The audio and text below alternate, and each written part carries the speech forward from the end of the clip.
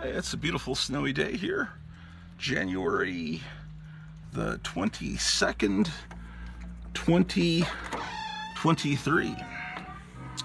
And today would have been Robert E. Howard's 117th birthday. And unfortunately, he passed away at age 30 due to a self-inflicted wound. Robert E. Howard is a great writer that we'll be paying tribute today, to whom we'll be paying tribute today. Here on the Grattu Orloff International Inspirational Network. So,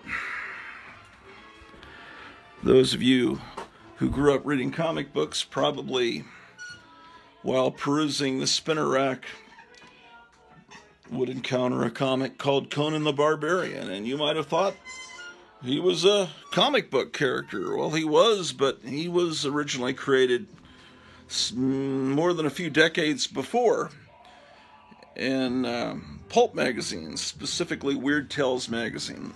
Robert E. Howard grew up primarily in Cross Plains, Texas, which started in his early childhood as a sleepy little town out in the middle of nowhere, but then it quickly became a boom town with the discovery of oil there, and the town exploded with the arrival of scum and villainy and roughnecks, and so he learned from school bullies and from watching what became to his town that the world was filled with villains and scum, and so, he created characters that took care of that scum in rough ways.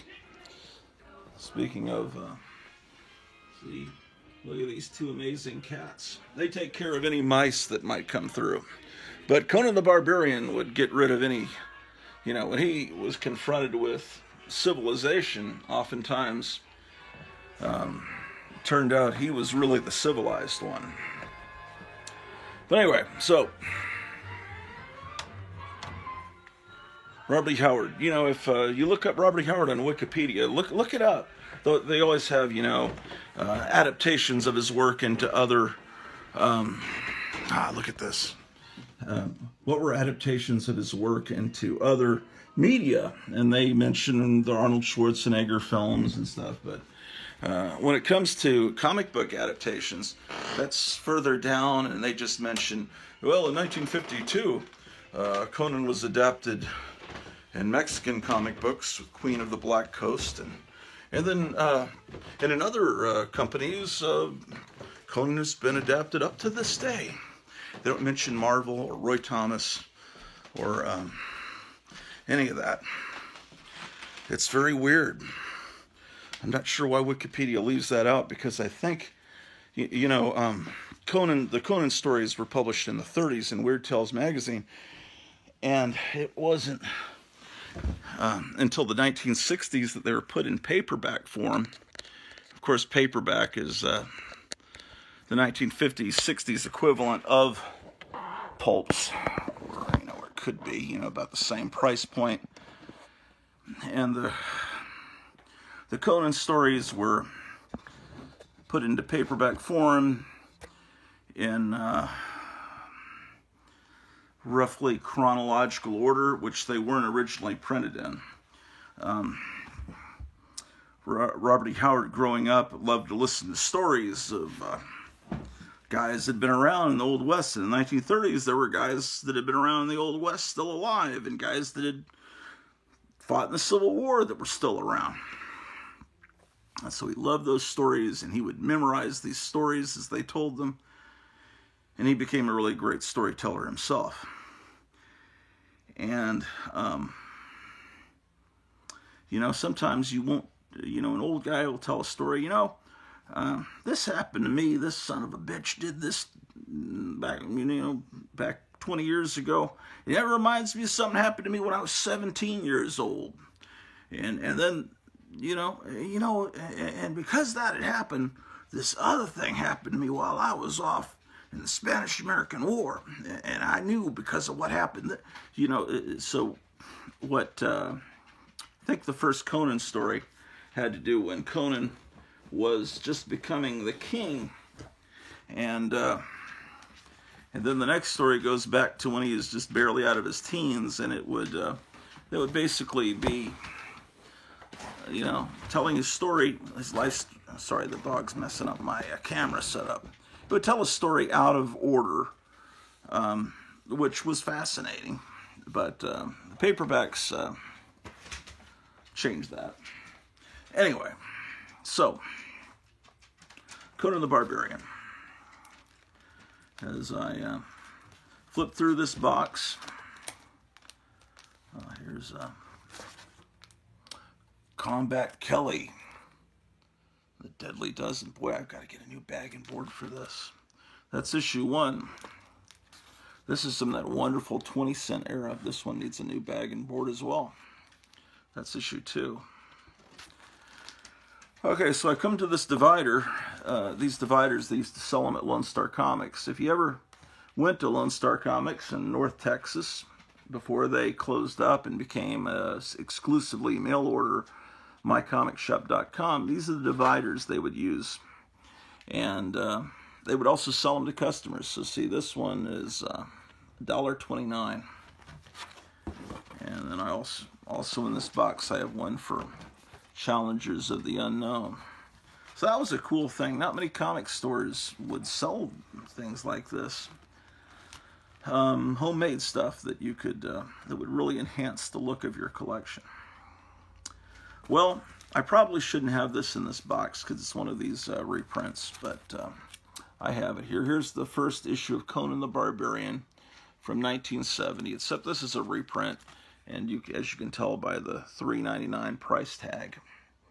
But this is the first appearance of Conan the Barbarian in American comics. I mean, yeah, there was that Mexican adaptation that did exist in the early 50s. That was unauthorized. This was authorized, and yes, those paperbacks came out in the 60s, and then that's what inspired Marvel Comics to put out this comic, which was written by Roy Thomas. But I don't think those Schwarzenegger movies would exist, or any of the other popularity of Conan in our popular consciousness, if it wasn't for these comics. Because I'll tell you, in my high school, when that Conan the Barbarian movie came out, when I was probably maybe a junior in high school, all the kids in my high school, they wouldn't have known that this was a character that went back to the 1930s. They would know this Conan the Barbarian as a character from comic books. And look at this. You see that signature there? Gil Kane and Frank Bruner. So Gil Kane did the pencils, I assume, and Frank Bruner did the inking. That's really great. Maybe those of you that don't like Gil Kane, Graphic Man doesn't like Gil Kane, maybe it's just that he needs someone to ink him. Maybe, I don't know, maybe that'll help. I love Frank Bruner and Gil Kane, and Barry Smith, of course, was, he must have been late with a deadline, which is why they had a different artist on that issue. Here's Barry Smith with Elric. 50 was not a Robert E. Howard character, just kind of the meeting of two worlds. That's issue 15. 16. None of these books were bought for me. Were bought by me as a kid. These are all books I bought later. That's 16. I'll be able to spot the first one I bought as a kid. This one's not bagged and boarded. It's the same as the last one. This is what Barry Smith's art looked like. Oh, this is just really great stuff. Wow. Anyway,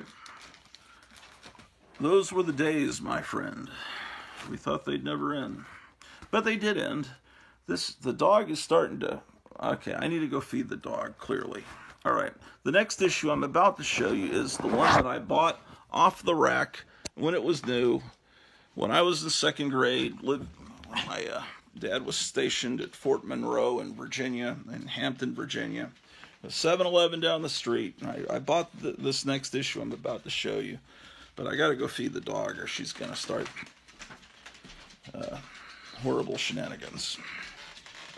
So, come along with me, if you dare. Again, beautiful snowy Wonderland's probably going to stay for a while because I don't think it's going above freezing for a while. But it's not unpleasant outside because it's like right around 31. So this is the type of weather that you could go out and make snowballs or snowmen, and actually it would you wouldn't be instantly facing frostbite. Okay. The dog is hungry. I hunger. What was that game where the guy went, I hunger? Was that a video game or a pinball machine? I think that was a video game, arcade game. I hunger.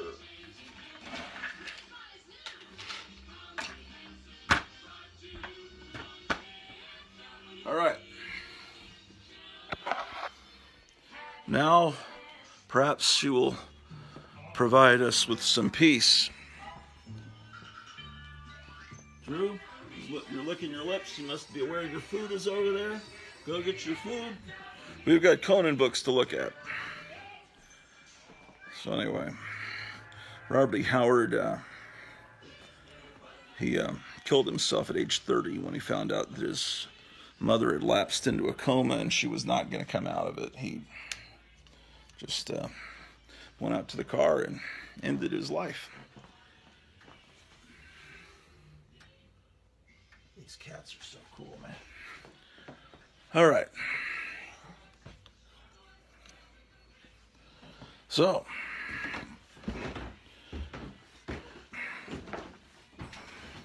he lived out in the middle of nowhere. He had a few friends when he went briefly to a high school in a neighboring town that were fellow writers, and I imagine he went to that neighboring town school to get away from the scum in his local school. And he actually had a girlfriend there for a while, school teacher, and she started kind of cheating with one of his friends. And so he was never married. There's a movie. Oh, she kept notes. It's weird. She kept a diary about all their conversations. She really admired him because he was a published writer, and she wanted to be a writer. So she kept notes about all the stuff they talked about. So she was able to later write the dog's back bothering me.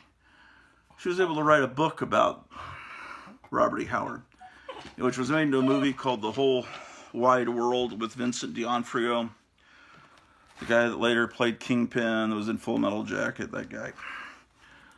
Okay, where am I at? Where was I don't know which ones I showed you, man. Is this the last one I showed you? Drew, I put the food for you downstairs, man. What's going into you, man? I don't think I showed you this one. I might have. I don't have any fucking idea. Anyway, that's issue 22. Here's another one. The reason is I showed you some of these at the beginning of one of the last episodes, and then I And then I started a video a little while ago, and then the camera shut off. So now I'm having to do it for a third, possibly fourth time, and I don't remember what I've already shown you is my problem. Okay, Drew, no, don't do it. Oh, man. Drew.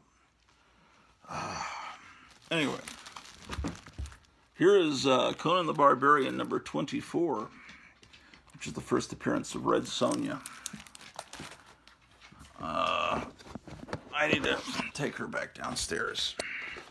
She's about to maybe start chewing on the side of a Stratego board game. That's why I'm. Yeah. I don't think she saw that I put the food there. I think that's the problem. So I've got to be more clear about it.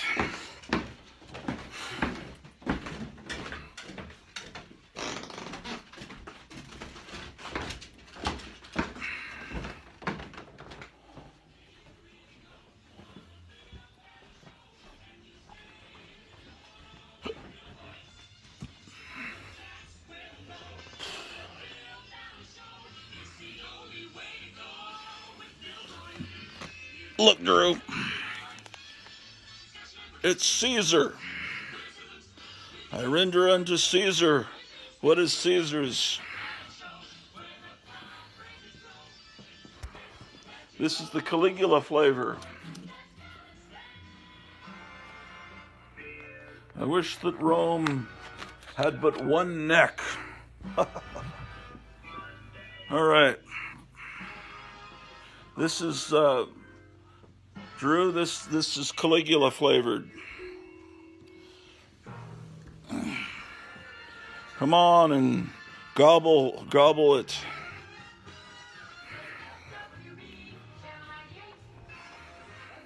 Something about the movie Caligula, how much it resembles Joe Biden's cabinet. We don't really realize we're living through the Caligula days again. Oh well, every day the news gets more interesting.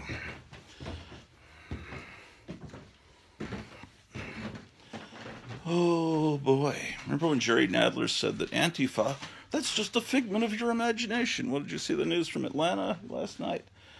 We're probably not allowed to talk about that because Antifa are the heroes of the owners of YouTube, I'm sure.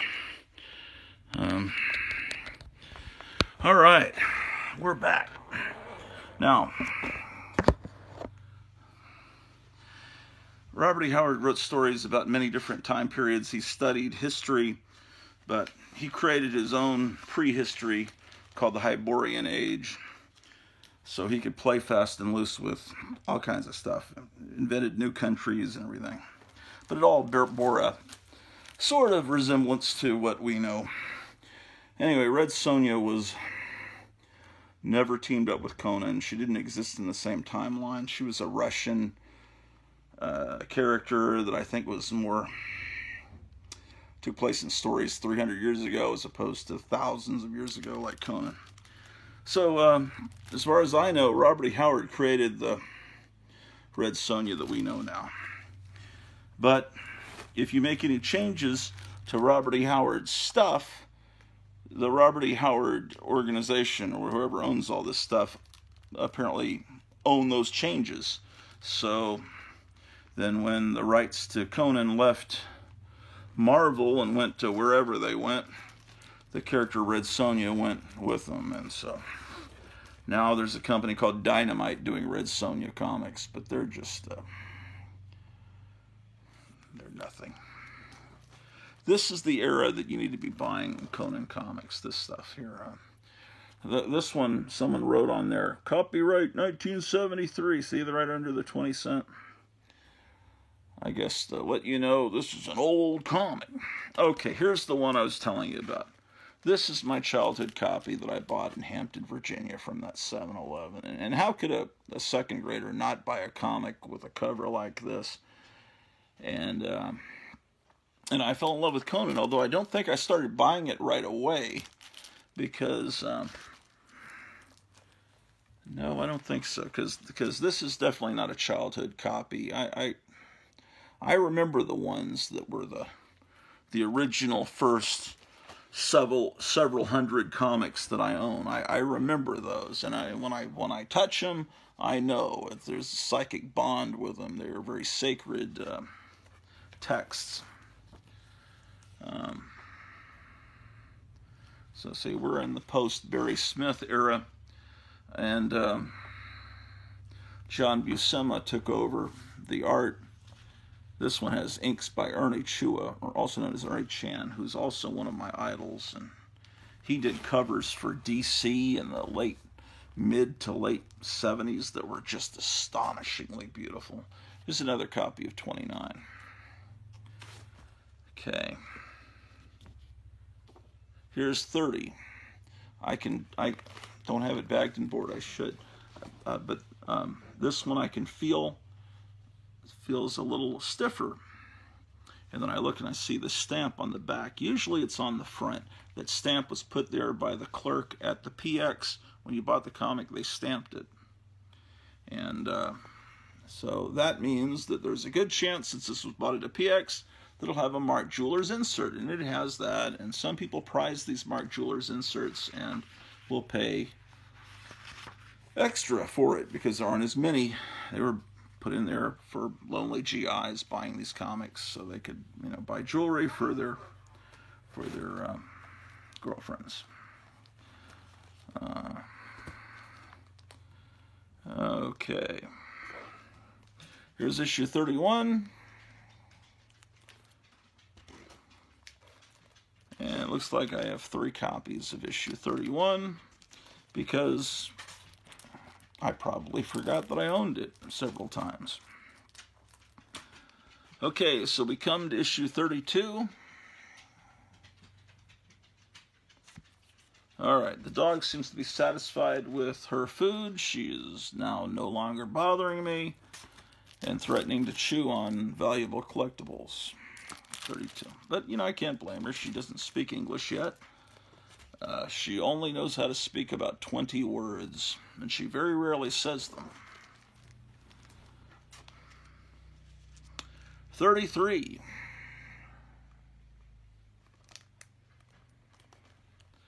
The Gauntlet of the Seven Deaths. And here's another copy of 33 without a bag and board, so that'll allow us to look inside.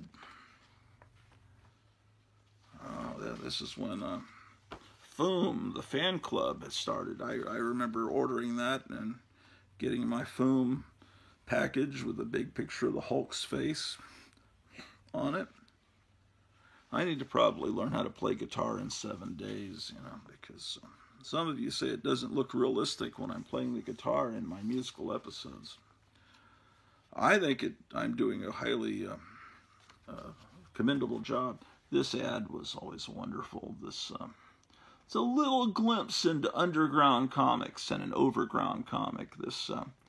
All these T-shirt designs from not Hal Roach. It's the Roach Studios. Hal Roach was not.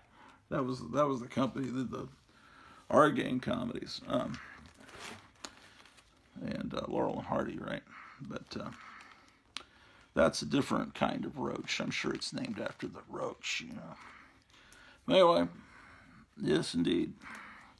And it looks like I have 3 How many dang copies do I have of that issue? A bunch. I have a bunch of copies of that one. Issue 34. Ooh, cool. Look at that. 34. And of course, there's always also Savage Tales and the Savage Sword of Conan, the black and white magazines, where they could go a little further with the violence and little, cutesy nudity. But, this comic went pretty far with violence. It's just that when people bleed in a code-approved comic, it has to be black blood. And then the people at the Comics Code Authority are completely satisfied. Ooh, that's a 35. That's a very iconic Conan pose. Seems like they've used that. Didn't they use that on some merchandising, possibly? Maybe it was on the 7-Eleven Slurpee cup. I don't know. Here's another copy. Apparently I paid $4.50 for that one at some date in the past. 36. We're still in the 20-cent era. I don't think I started buying Conan until the 25-cent era. These are all books I bought later. There's a value stamp in a 20-cent comic, so this must be the very tail end of the 20-cent era. I thought the value stamps were only in 25-cent comics. But what I always tell you guys, and I just assume there are people out there that I like to teach, and you know what I know about comics, what little I know, I'd like to share it. And I don't mean to insult those of you that are older that were there then. Those of you that, like me, that were there buying these comics in the old days, you know that the 25-cent era Marvel comics, you have to check, because oftentimes kids have cut out those value stamps. So, okay, 37. Now here we have a Neal Adams cover. Instantly recognizable as Neal Adams. He just has a style that you just tell. You look at it, it's Neal Adams. I remember this ad. Oh, this is when they're promoting the value stamp, I guess. But here, I remember they're promoting the Crazy that had the parody of High Plains Drifter, and that must be promoting Vampire Tales. I remember that ad. Wow. What great times. And they're promoting Iron Fist. This is when the Kung Fu movies were real big. And here's the value stamp of Captain America. It is intact.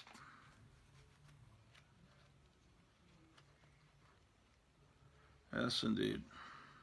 Who does the interior art in this?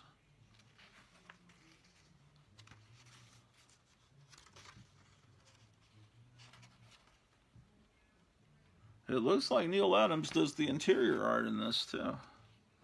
Yeah, I don't know. I don't hear many people talking about the old Conan comics much on YouTube. I don't know.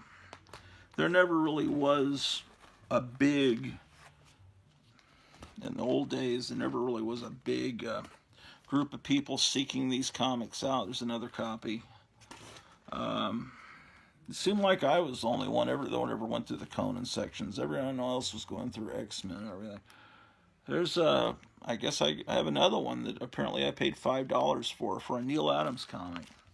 Oh man, it looks like I've a lot of these. Here's another 37. Let's just look to see if it has the value stamp, just for grins. I'm sure it will. This one feels, yeah, this one's in good shape. Someone took good care of this one. 37. Man. And another copy of 37. And it's just because I see this cover and it's so gorgeous, and whenever I find it, I guess I get it. I really don't like to be someone that, because why buy a comic over and over again when you don't have all the comics, you know? Here's 38. Oh man, the ones that are unbagged and boarded, I just have to go through. Man, look at the condition this is in, man. And I don't think we're up to the point where I was, the value stamp is the gray gargoyle. This is not, these are not my childhood copies either. The Warrior and the Werewoman. Yeah, in the Arnold Schwarzenegger Conan movie, they show him with her, and they show him, how can I put this politely, having marital relations, except they're not married with her. But it's kind of gross, because Schwarzenegger, you can see his pelvis thrusting. It's like, yeah, well, okay, it's an R-rated movie. And I guess it should be an R-rated movie, but this was always a comic book I read as a kid. So it's weird that it was R-rated, but then it's supposed to be because, you know, it's based on stories and weird... I don't know, it's just one of those weird things. Because it felt like a comic book adaptation, because, you know, all us kids in high school in the early 80s grew up reading these comic books. Here's 39.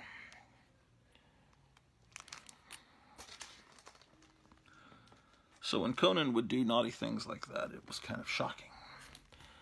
Conan, put your clothes back on. 39. 40. That's a great cover. Okay. 41. Oh, this is a great one. Look at that tree eating the woman. 41. Oh, another copy of the same one. And another copy of the same one. Oh, come on. You gotta stop this. 42. Oh, boy.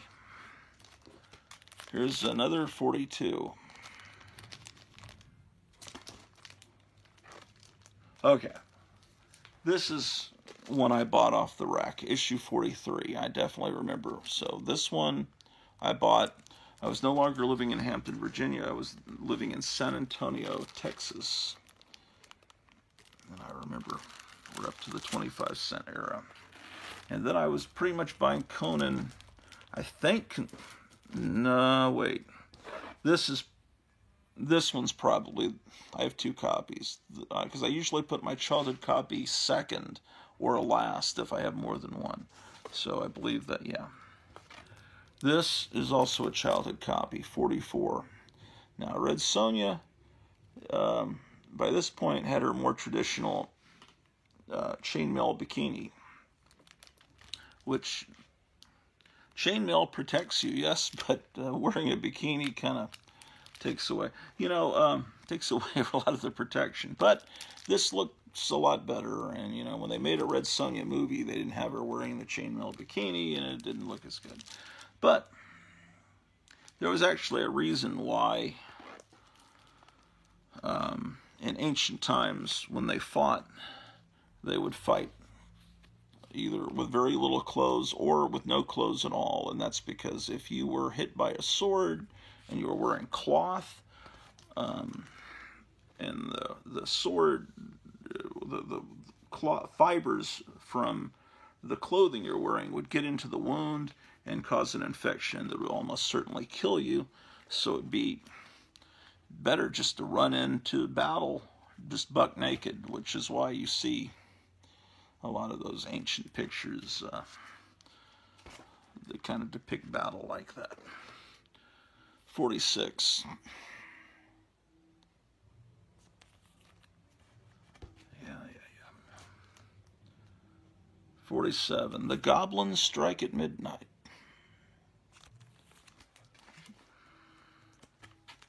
I always love that word, goblin. I think it's great that Alex Jones calls people goblins. I think it's hilarious. Oh, boy. What a great cover. 48. I just have to gaze at these and wonder. This has The Return of Red Sonja. 48.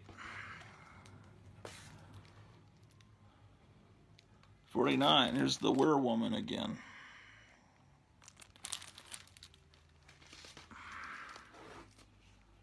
Another copy. So, let's move this a little closer in. 50. Oh, this is a fantastic cover.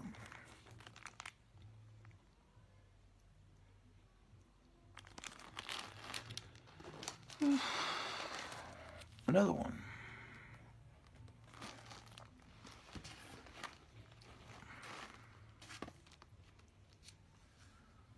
Okay.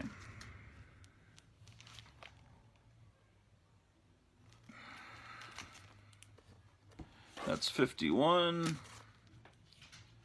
Here's 52.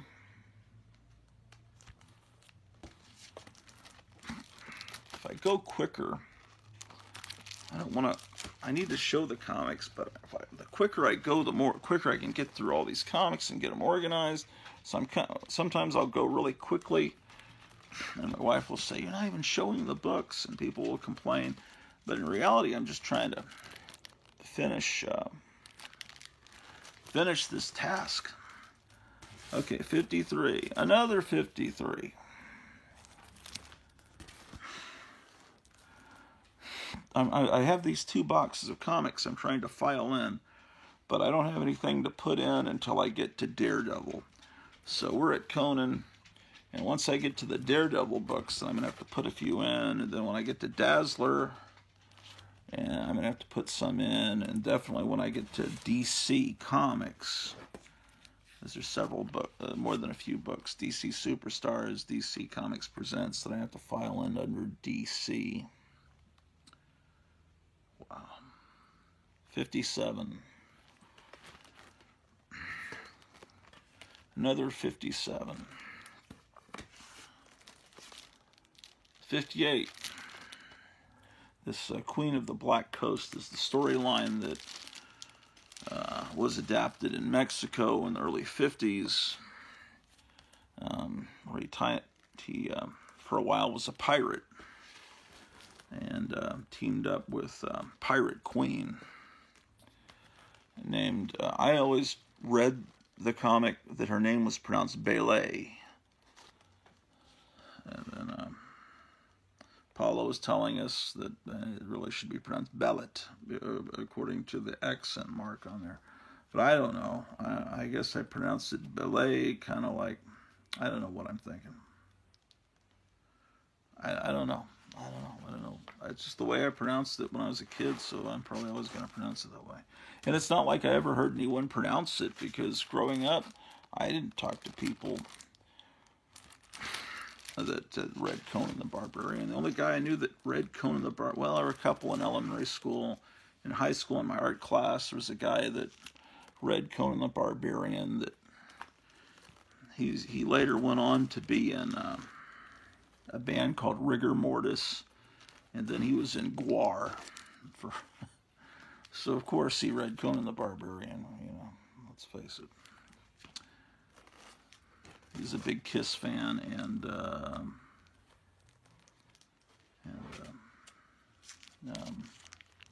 really liked the movie Heavy Metal.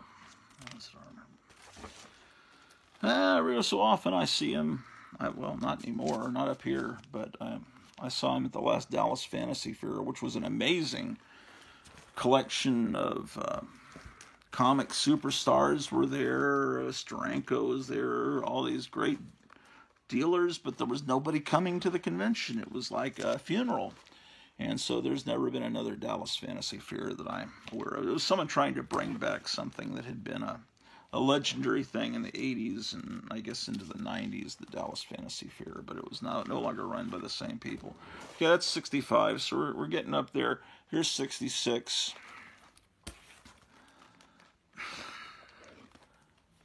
'67.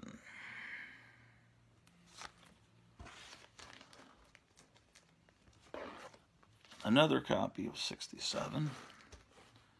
Okay, what do we have here? Oh, 68. He's somehow teaming up with King Cole. This comic feels very, I don't know if you have the same thing with this particular issue. It feels so thin. I think they were printing them on real thin paper. Maybe it was an experiment for a few months, but this feels so flimsy. It just, I don't know. Get out your Conan 68 and see if it feels like it's printed on. It really feels like this is printed on Kleenex, like tissue paper. So I imagine this is hard to find in high grade.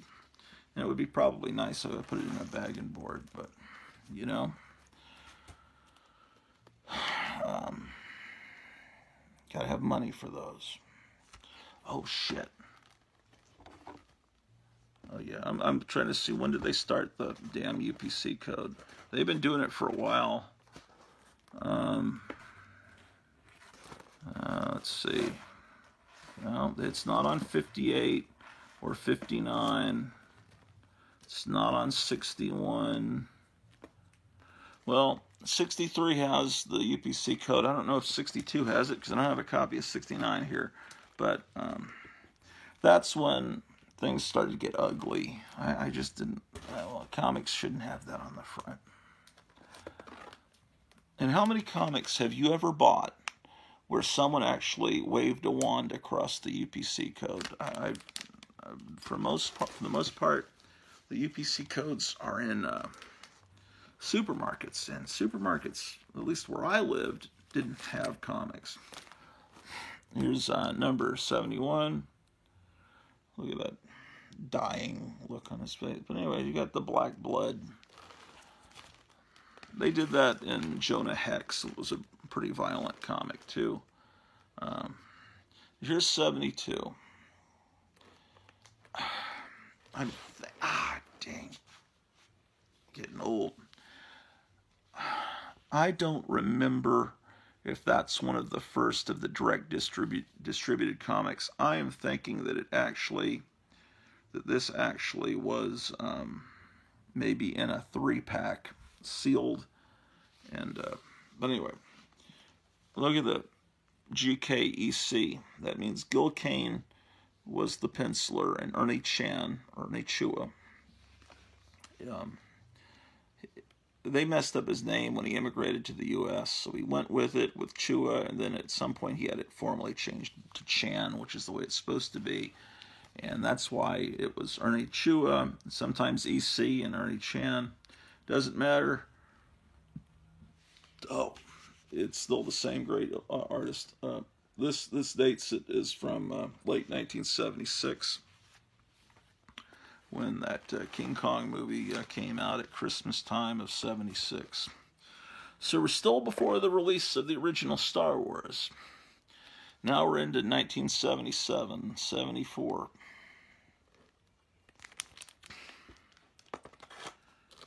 So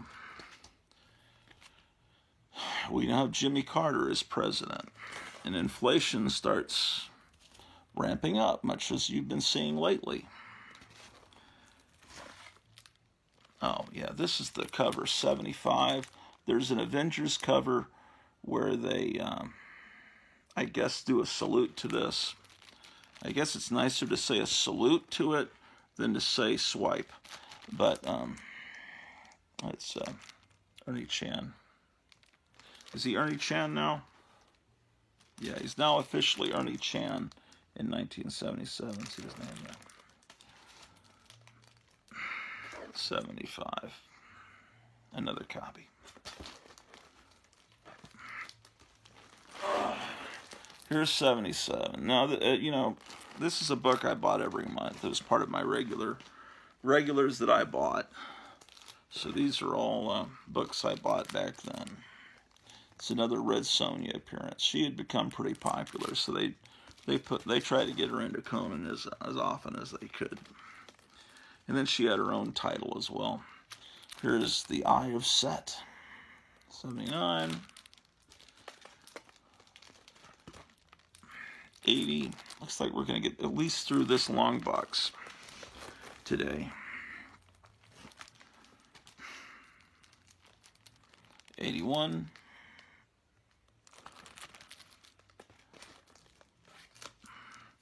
81. I see people on Facebook complain about Roy Thomas and Stan Lee, and Stan Lee just did nothing, and it was all the stories were written by the artists, and he was, and I know what they're saying, but all of this wouldn't exist if it hadn't been. Stan Lee was the perfect salesman, and he did put a punch to these books that, well, not these books. He did not have anything to do with the Conan books. I just don't. He was part of it, and I would just rather just love those books of the 1960s instead of constantly trying to pull them apart and talk about what assholes they were. And some people don't like Roy Thomas. He stole some original art in 1969 and sold it at conventions. What an ass. I just like to think of all the wonderful things he's done for the, Conan and all this, the Invaders and All-Star Squadron and Alter Ego. I mean, he's done so much for us. Just leave these people alone. Oh, this is always a wonderful cover. Look at that. Look at those colors. We're up to 88. I definitely need to get bags and boards, man. This is awful. 89.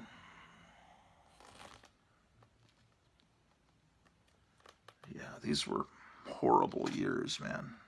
Not for comics. In my life, junior high school, Bailey Junior High, and the thing about where I used to live is I'd have to drive by that so often. And it was such a horrible experience, 7th, 8th, and 9th grade, that I just can't believe I lived through that nightmare. And yeah, just touching these books, I remember buying them at G. Sanders Books down the street from that horrible experience. I mean, I had more homework at that school than I did in college.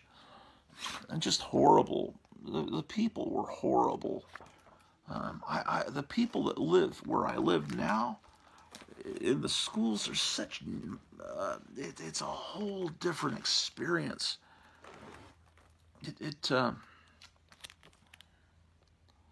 It made me just hate humanity, and now I don't feel that way.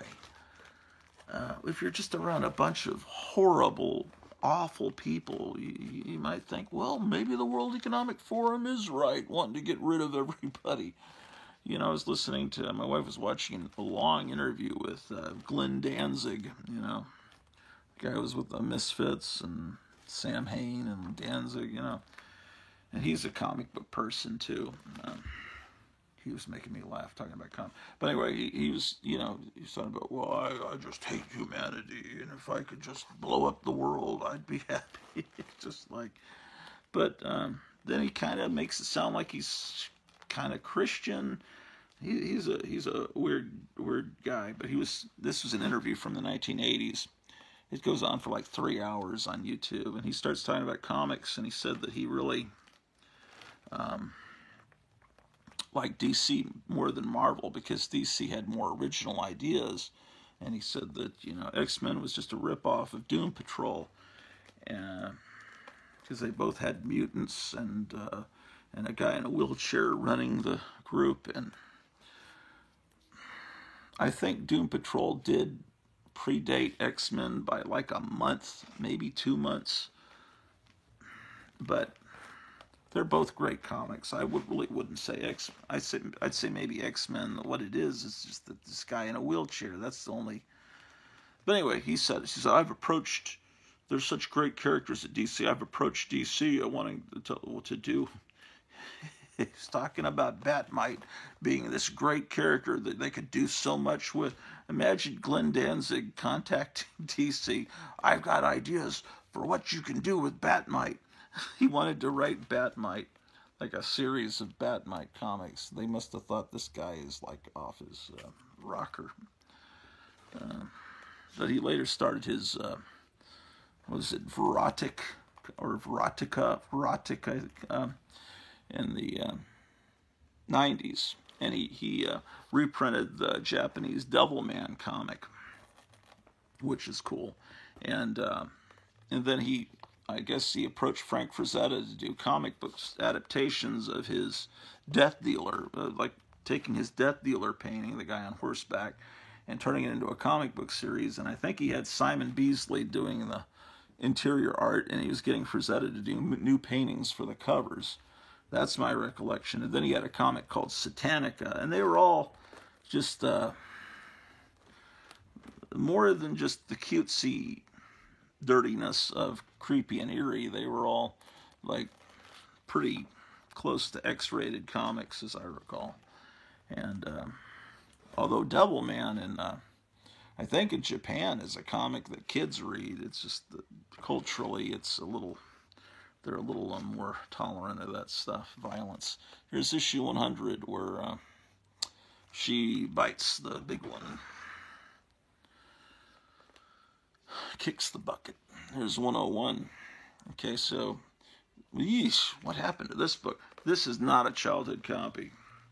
There's someone drooled on it, or who knows did what. But, yeah, this is one I got in the aftermarket, because that would not have happened to a comic book that I owned. This is issue 101. Oh, here's my 101. I accidentally bought it twice. I'll gladly sell you the one with the horrible stain on the back. Okay, this must be the copy I bought as a kid. Anyway, I show you the back cover to date it, because you remember when Star Trek the motion picture came out. That's about we're in 1979, probably pushing into 1980, because I think Star Trek the motion picture came out around Christmas time of '79, if I'm not mistaken. At this time, they have the dates at the top. You know, this is still '79. This is issue 103.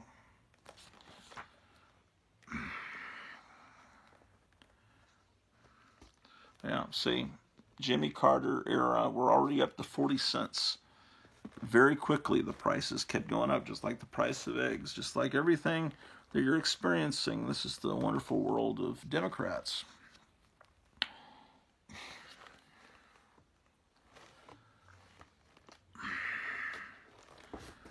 $106.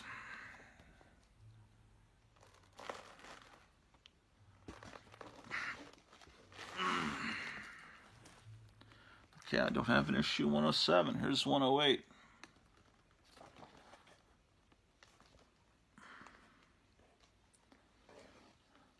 $109.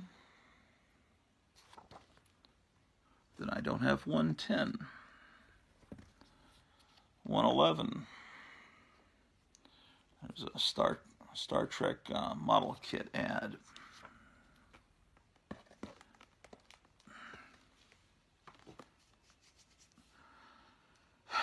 114, another Ernie Chan cover. They started these horrible things at the top, these advertisements at the top. This Marvel comic could be worth $2,500 to you. And the next issue, a horrible editorial decision. 115 with this gorgeous cover. It's like, win a Toys R Us shopping spree. That's 115. Oh, another 115. By 116, they've gotten back to not having the horrible ads at the top. Oh, we're up to 50 cents now, huh? Oh, aren't Democrat presidents just wonderful? Yeah, that's what happened. Now you're paying, what, $4 or $5 a copy for a comic? But I'm sure that's Vladimir Putin's fault. Or that orange man. 118.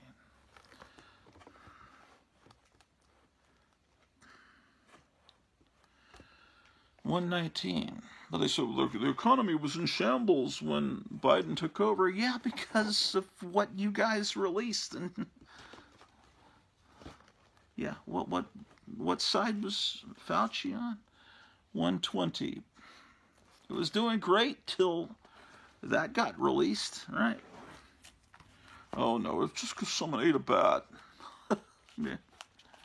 Yeah, AIDS was just because someone fucked a monkey, you know? That's why it started.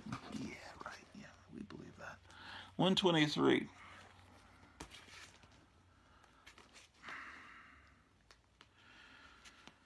Whew.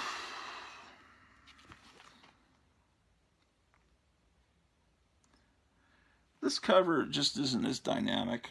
I mean, I guess it's cool. Somehow it's just not as, it's just not dynamic. 126. The covers are, it's almost like the magic's starting to disappear a little bit. Here's a Gil Kane cover.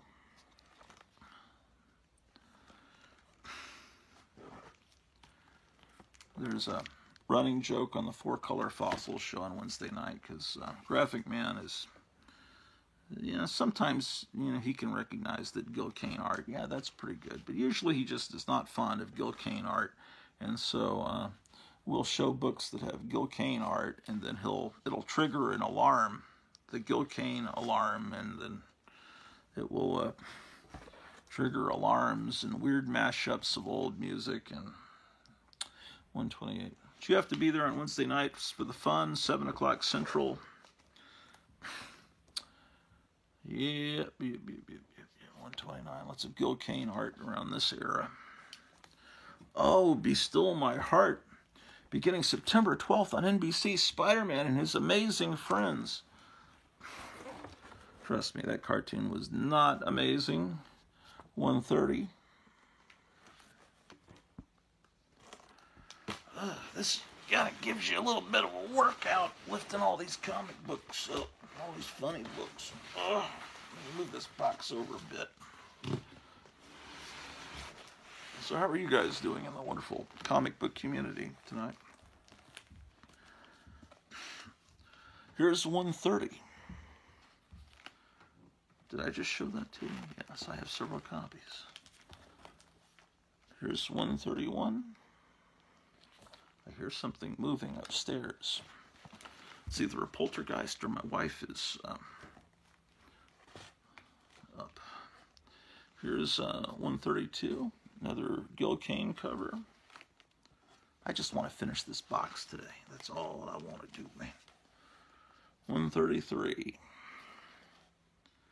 Usually the videos seem to go about an hour and 20 minutes before my phone just shuts off, having no more memory space. I used to be able to do 3-hour shows on my phone, but my phone is too clogged up with bullshit now.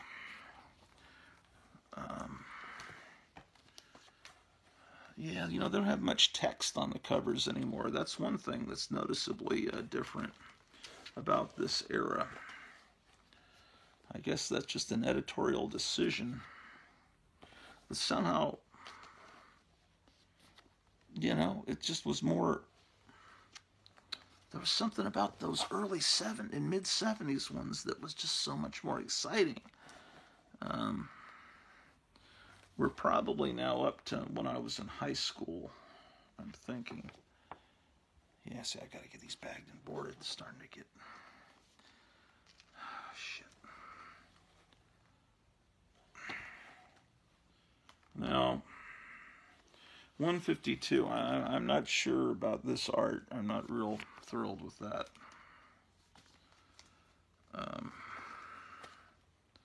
153. Oh, here's one of those joke issues.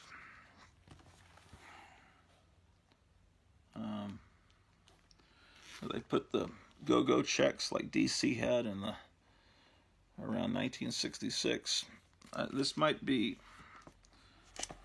They would have this assistant editor month where they would do jokes throughout the issue. Yeah, they have it down here. Warning. Surgeons have generally determined that Assistant Editors Month is dangerous to your health. So there will be little jokey things like it opens to this. Caesar's commentaries on the Gallic Wars. And then I think pretty much the story will not be affected, but just little things like that will pop up. Look at this ad for Battlezone. It's cool in a way, but really, at this time period, all the ads in comics had started to be ads for video games, or bubblegum, and video games.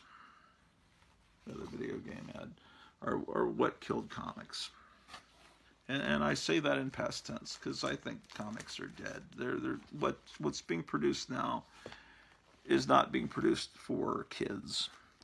These books are, I mean, you can argue all you want that these books weren't being made for kids. They were being made for college students and people in their 30s. And I would say, well, you just saw an ad for Bubble Yum and for video games, for Popeye video games. You really, what target market do you really think that is? Ernie Chan, beautiful art. And, you know, what can you say? You know, it's just the way the culture changed. And 164. This is an interesting cover. My wife's calling, I see. I better go upstairs and see what's up with her. Tell her I'll be done with this show in about 20 minutes. Here's 173 that looks like I got from the dollar bin, according to that price tag. Let me do 2 more, then I'll go see what she's on. This is a nice cover, 176. I always like this cover. It's just really cool. Riding a pterodactyl. Ernie Chan, of course. another copy of that amazing issue. Just everything's great about it. The girl, the blue pterodactyl, everything. Yeah, okay, so now that's a great cover too. That's very much based on a Frazetta painting on one of the Conan paperbacks. That's also Ernie Chan, signed EC. Here's 179.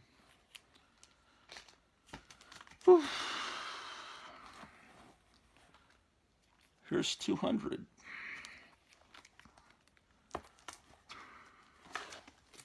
Another copy of 200. I don't know how. Oh, yeah. 211. By this point, the books are starting to look different.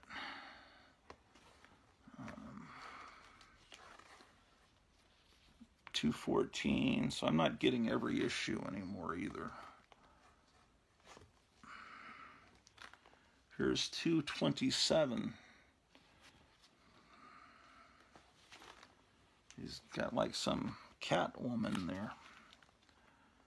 What is this? This is when it reached 250.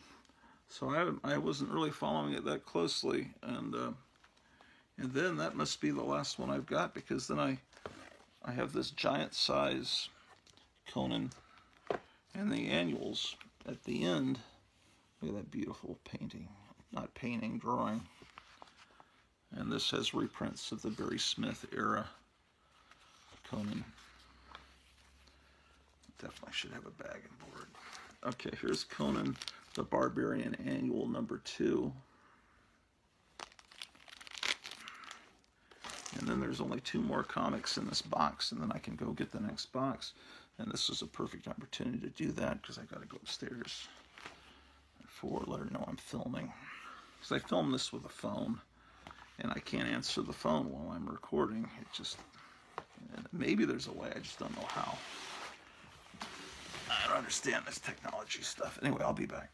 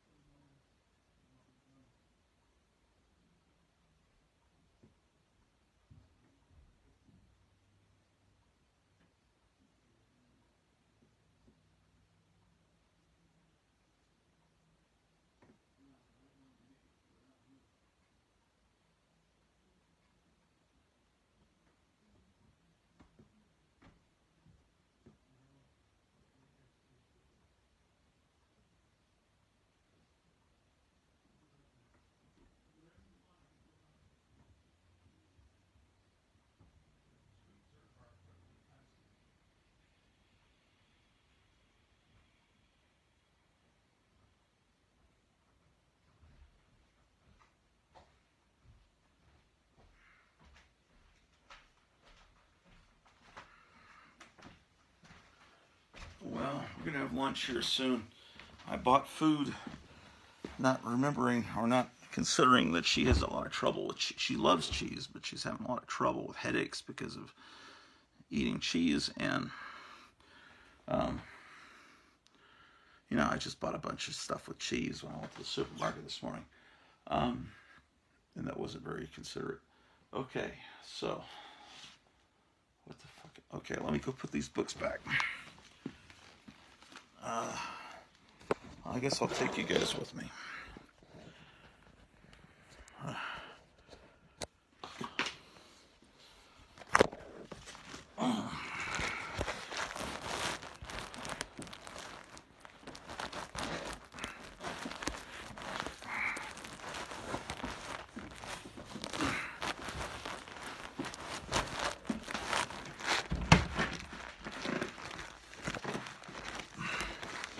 So we got through the Conan books, I assume. So what's next?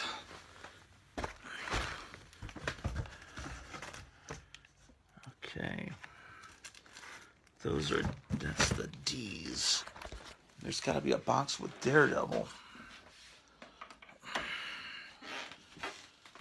Is it this box?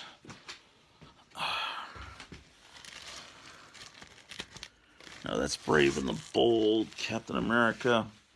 Maybe it's this box.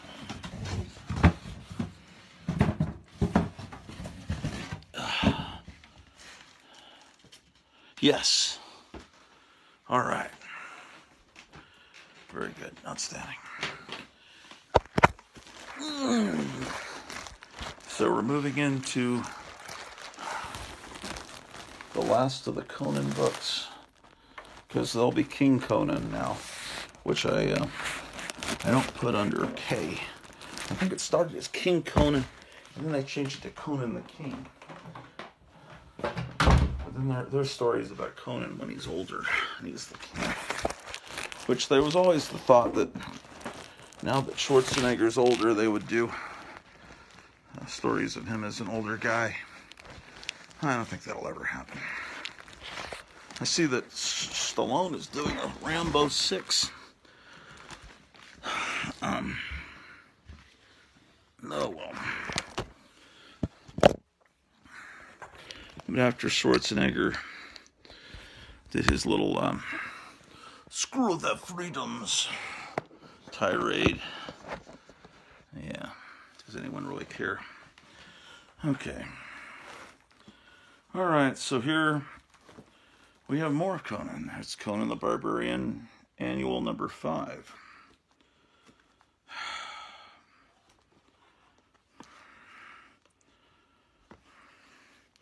Number 6. Oh, man.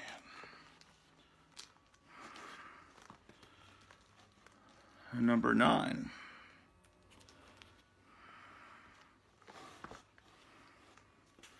It's almost like number 10, there's an Ernie Chan cover. It's almost like the movie killed. I like the movie. I really love the movie, but it's almost like it took away the magic of the comic book somehow, because there's giant-sized Conan the Barbarian number 1. Shouldn't that have been in the last box? I don't know. It just seemed like, yeah, this is also reprints of older stuff. I don't know, man. Yeah, I think these. Here's number 2. Or maybe it's just the fact that it was the 80s and the magic of comics was fading, but it wasn't me. It wasn't me getting older. It's the comics, as video games crept in, were, I don't know. There's something about the 70s, and of course the 60s, unquestionably the 60s, but the 70s was when I was buying the books. Here's number 5, with, you don't see a Jack Kirby Conan cover very often. Okay, then we've got these reprint series. We still have quite a bit of Conan to go, actually. This is a reprint of Red Nails. Okay, then we get into King Conan, the stories of Conan when he's king and has a son and all that. There's another copy of issue 1, ad for Star Trek on the back.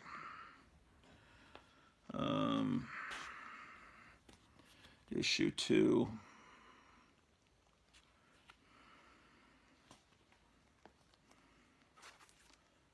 Another copy of issue 2. There's going to be a lot of duplication, I think, because I picked a lot of these up in dollar bins and didn't know forgot I had them, I guess. 3. 4. This is stuff you can still get pretty cheaply. I'm pretty sure you can, because there aren't speculators out buying this stuff. Here's number 5.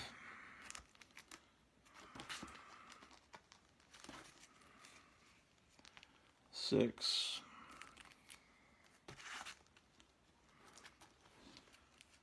And another 6. Now I have more issues of King Conan. Where are they? Oh, this stuff's out of order. What is going on? Oh, this is terrible. This is a whole giant section that's out of order. Okay. Number 7.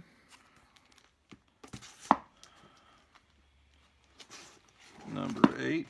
I must have been frustrated when I was alphabetizing these and just stuck a bunch of Conan books in out of order. Here's 9. These are thicker books also, by the way. Here's 9. Yeah, then issue 11, it's still called King Conan. But I'm just going to put all the Conan books together. I'm not going to file this under K. 12, still King Conan. I swear at some point it becomes Conan the King. It should be coming up soon. Mightiest monarch of a time-lost land.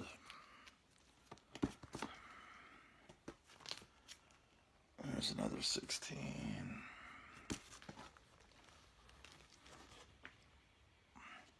That's a good cover on 18.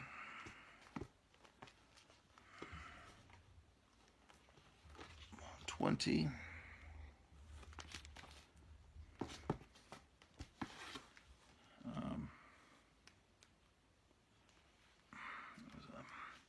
Mike Kaluta cover on 21. Oh, it's suddenly Conan the King. No, it was King Conan 16, 18. On 20 it's Conan the King, so maybe in 19 it changed to, who knows, at some point. Here's 23. It's got the dollar bin sticker on it. 24. 25. I'm starting to go fast because I'm trying to get to the Daredevils so I can put some of these books in. 26. These books have to be bagged and boarded pretty quick. Then I skip forward to 42. And then the Conan the Barbarian movie special. Oh, let me tell you, this is a cool book. The official handbook of the Conan universe. This is really a lot of fun. And here's another copy of that adaptation of Red Nails. So where did they have the other one? Here. Okay. Okay. Then there was this reprint title, Conan Classics, that reprinted the Barry Smith era, and and then I think some people question the coloring on these, that they changed the coloring. Number 6, or maybe I'm thinking of some of the book form ones.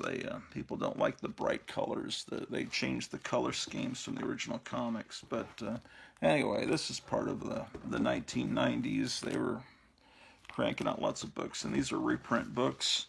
And it was a way to get one more Conan book on the stands. So it's Conan Classics. They also had an X-Men classic book. Then they started a title called Conan the Adventurer. And I got another. This one's just right from the dollar bin. And it has the 90s raised braille Conan. So blind people could read the comic. You could feel his muscles, I guess. Looks like I got a bunch of these from the dollar bin. And then here's issue 3 of that other title.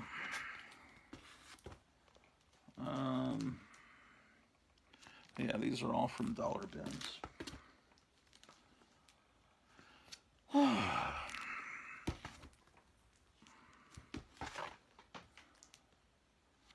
Yeah.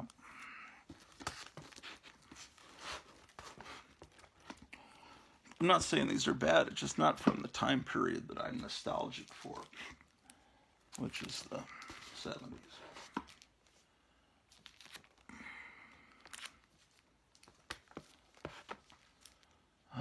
This is number 7 of Conan the Adventurer. Here's Conan versus Iron Man. Okay, what is this nonsense? Okay, so this must be in the recent era. Conan the Barbarian must have come back to Marvel, and they started over with issue 1.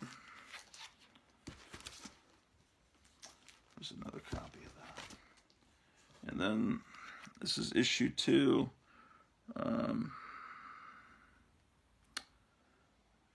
Okay. Here's issue 6, when Marvel got the rights back. And then they did a Savage Sword of Conan that almost looks like the old 70s art, you know. And this one does recapture the look of the feel of a cover of Savage Sword of Conan from the good old days. Look at this one, how it recreates that feel of all those old 70s magazines, and they've you know, I'm standing in front of the magazines, kind of looks like an old Warren magazine, but see, the art inside is not as good as what we're used to. This is from when Captain Marvel came out, so this is very recent comic. The thing they do with new comics is that they don't have white around the border, it's all black. I think what they're trying to do is create the feeling that you're in a movie theater, and so you've got the black around the image, so you always feel like you're looking at a movie screen. I think that's what they're doing. I don't know, but it doesn't look like a comic book to me, so what can I tell you? What is this? Conan Serpent War. I don't know what that is. I just, from a dollar bin. There's another copy of Red Nails. Let's put that with the other two. Okay, so now we're to Saturday Night Live's Coneheads, which is, not many people know that Marvel did a Coneheads comic, but for a brief while they were trying to merchandise Coneheads. They had action figures. I think there was a Saturday morning cartoon, too. Here's Count Duckula, which I think has some value because it's such an obscure comic, hard to find. I think people like it. This was a beautiful comic, beautifully written, beautifully illustrated. Crisis on Infinite Earths. The only problem is it was destroying everything I loved about the DC universe. It's like, but it sure was beautiful while they did it. Because I love the Mort Weisinger DC era, the silliness. I love the whole Superman family. I love all the wonderful stuff, the giant key that's used to open the Fortress of Solitude. Everything they got rid of, that's all stuff I loved. And, you know, they got rid of everything. They killed off Supergirl and the Barry Allen Flash.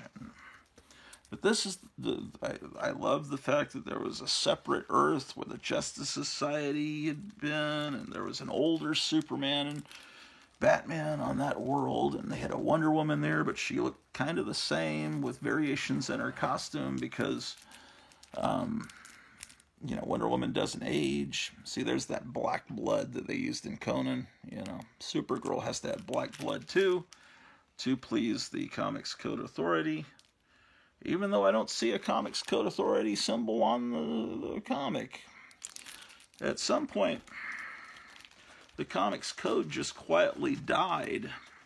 And I don't know if it was, there's another copy of this. I think this is a key issue, to those of you that are key issue idiots. That's probably why I lose subscribers, is oh, it's another copy of it. I must, that probably hurts people's feelings. And another copy. I hope this is like $100 comic, man, because I got, what is it, 4 of them?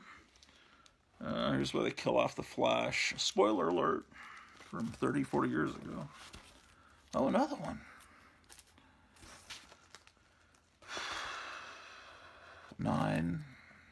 Issue number 9. Another number 9. No, I'm not going to do the John Lennon thing. 10.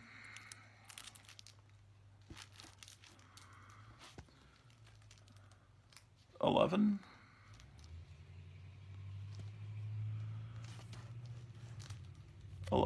Another 11. I feel like I'm on Sesame Street. I'm going to teach you how to count to 12, ladies and gentlemen. Here's number 12. Wow. And how many? And I have another 12. And then there's the official crisis index. I'm halfway through another box. I got through a box and a half today. I'm very proud of myself. Here's another crisis index.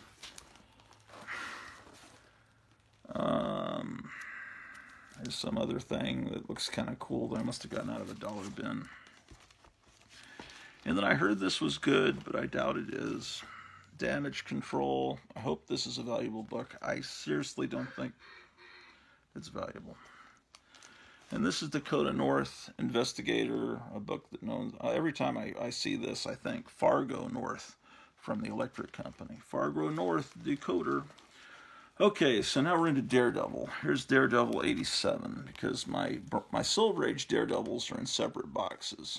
This is where the Bronze Age begins for me with Daredevil. And here's 92.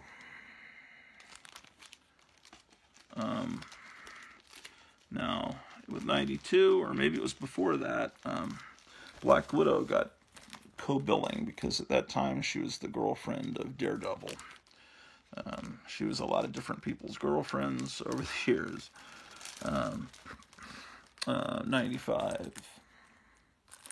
I thought that was cool. I thought they were a good team. 98.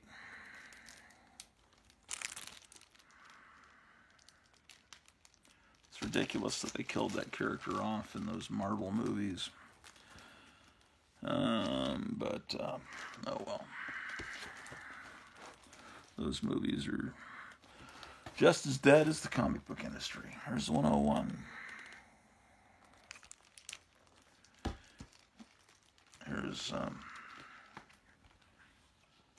Here's 102, 2 copies. This one definitely feels like a Mark Jewelers variant, and you can see that it is.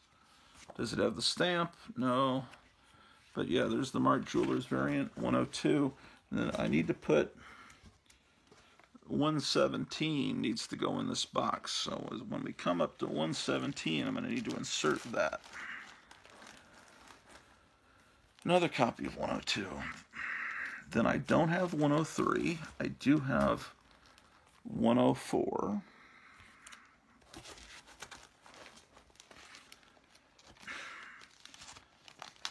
A 105. Another copy of 105. Okay. 106.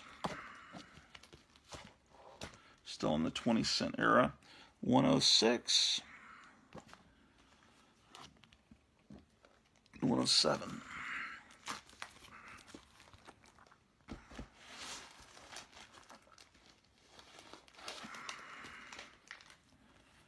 Okay. 110. 112. Getting up to 117. 113. Oh, this one isn't bagged and boarded. Let's look inside. Oh, look. It's the Satana Marvel value stamp. Cool. Let's level with Daredevil.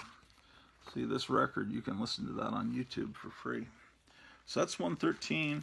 114 has Man-Thing.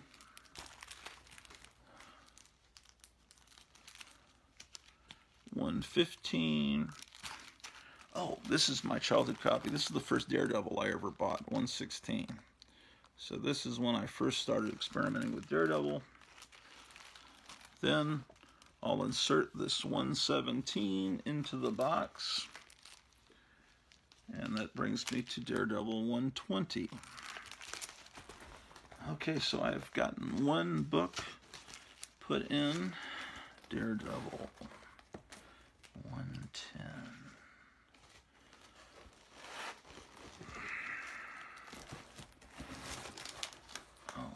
this. I'm going to use this divider so I keep track of where I pull these books from.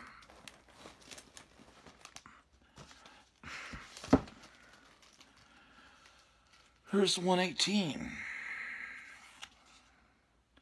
That's weird. If that's a date stamp, I've never seen one like that. 122. This was also a childhood copy. This is the second Daredevil I bought, obviously because of the skeleton, because I loved horror comics. This one, I think, could be an important issue. It certainly could use a pressing from one of those pressing type people, because it's got some waves in it. This is 131. I think it's, is this the first Bullseye? Could be. I don't know. 132. This is also a childhood copy. This Mylight's a tip-off because I bought these Mylight bags in the early 80s, I don't know, some point in high school to put my books in, and so this is one of the original books from my collection. 113. What was that? 132. 133. This is where Stan Lee fell for Uri Geller, this idiot that was a fake psychic that could bend spoons and stuff. He was on a bunch of talk shows back in the 70s. They put him into the... Sometimes they thought, well, we'll put some real-life people into our, like the human fly, you know. Okay. 136. That's a Jack Kirby cover. They had Kirby doing covers there for a while. And I think this is the childhood copy. Yeah, I remember buying this one. Look, it's a Marvel value stamp. It's part of Stan Lee's wig. I'm pretty sure that's Stan Lee's head that you build with that. 137. Yeah, I think this is childhood copy too. 140. This is one I bought later. 143. So we're up to 1976, the bicentennial, ladies and gentlemen.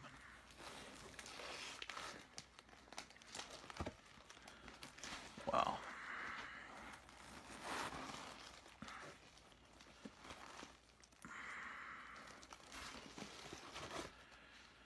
Oof. Well, here's Daredevil 144. And another copy of 144. Then I do not have 145, 146. Here's 147.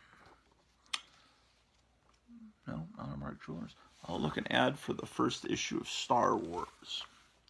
Exciting. 149.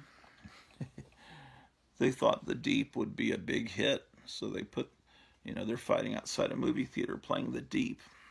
People thought Jaws was a hit. Well, people like water. Let's have a movie. I think The Deep was another book by Peter Benchley, who had written Jaws. So they figure if we just adapt another book by Peter Benchley, it has water in it, it'll be a big hit. But it didn't have the shark in it is the problem. It was the shark that people were after. Okay, this is from my childhood, 150.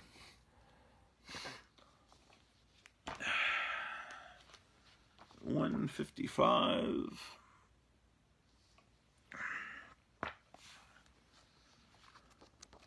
156. 159. 160. There's the Bullseye storyline that... Yes, indeed. Yes, indeed. How exciting. Yes, indeed. Motherfucker. 161.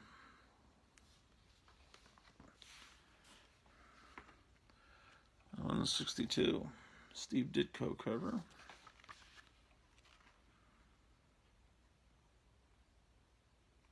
Oh, Steve Ditko does the interior art too. Well, that's pretty freaking cool. And I have another copy of it too. I forgot about that. It's only been, what, 40 something? What is it, 79, 80, 90.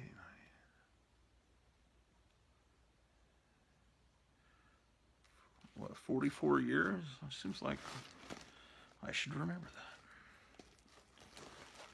44 years. Can you frickin' believe it? What the fuck?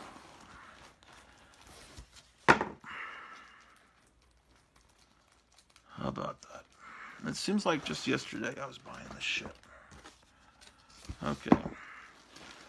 Now we're getting into issues that look important. 166. I believe these are starting to be the Frank Miller year, or whatever one. These are key issues. Yes. Key issues, yes. Elektra. Man, I'll tell you what, man, those key issues. 169. All issues are key issues, ladies and gentlemen.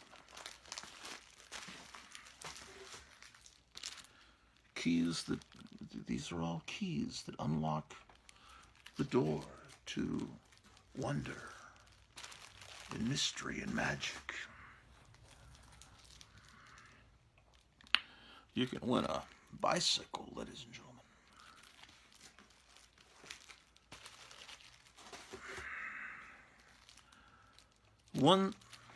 What was that?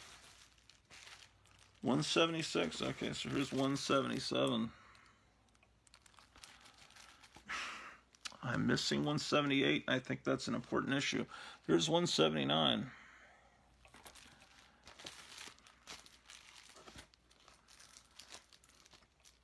$180.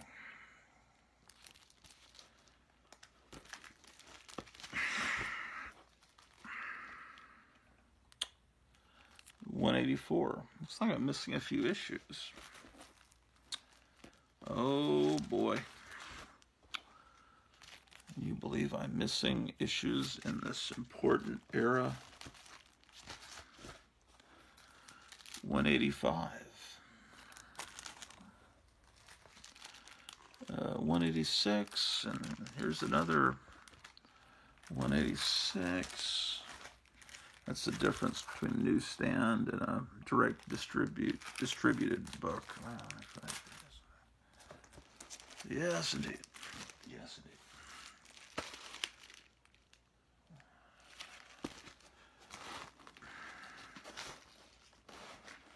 Okay, we're almost done with the Daredevil books. I don't have that many Daredevil books, even though I love Daredevil. Most of my interest was in the Silver Age, I think. Okay, here's 187. Another copy. 188. That looks like another copy. Yeah, 188. 189. Damn it.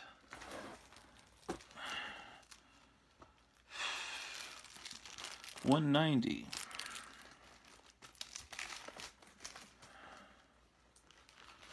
Look, they added the "Here Comes" to the title there, like from the 60s.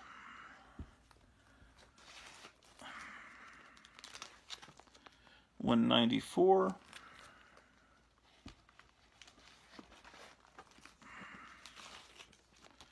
$195. Then I go to 202. Then here's 208. And another 208. See, nothing but video game ads. It's like when they fire employees, you know, and then They have you train your replacement, some young person that's going to take over your job. You have to train them before they let you go. It's like comics advertising video games. You're just advertising and giving publicity to the to what will replace you. But I guess it was inevitable. I mean, that video games would replace comics. Too sad. It's a shame. I wish they could have lived together in perfect harmony. But a lot of people don't like to read, ladies and gentlemen, let's face it. Or they can't read very well because they were never really trained to read. So if you wait for teachers to teach your kids to read, so that's all right. The teachers will teach them that. No, you need to be reading to your kids every night. They need to see you reading for fun. If they don't, then they're never going to be lifelong readers. 227, 228. But if you've got stupid adults, then they're not going to raise their children to be readers. And then, okay, here's 250. And then it looks like that's the end, ladies and gentlemen, because then I go to a 1989 annual that I got just because it looks like it really is a great recreation of what a 1960s book looked like. It must be Ron Frenz, because he was the guy in that era that could really recreate a 1960s looking book. He would do that with Thor. And then I go to this fake Ultimate Daredevil stuff. So that means that I can put one of these books in. This Daredevil Chronicles book. I'll put that in before the Ultimate Daredevil book.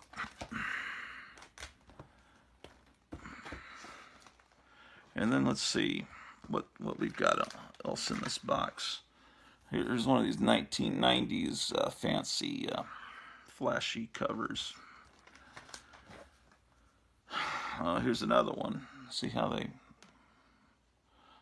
Kids, don't forget about us comic books. I know you love video games, but look, we're flashy too, just like your video games. Remember us? Come back and buy us. Oh, and this Marvel Knights is where they did these dirty, ultra-violent versions of comics, which is, I think that what Netflix is trying to go for is this Marvel Knights, or whatever that Marvel Max, or I don't forget what they called it when they did the dirty comics where they show Wolverine nude having sex, and they show people's eyes being penetrated they show the Punisher pulling people's teeth out, whatever it was called. Maybe it wasn't Marvel Knights, it was something. It was some adult imprint that was just nauseating, that Marvel would try to get kids back from video games by putting in the bit of the ultra violence. See, this is part of some new Daredevil series. I don't even know what it is. It's because they started the numbering over. They do that with all their titles. Yeah, I have some of these because I guess I came back to it hoping I could recapture the magic, and I think I read some of these and maybe they were good. I don't really remember. It's been several decades since then. 37.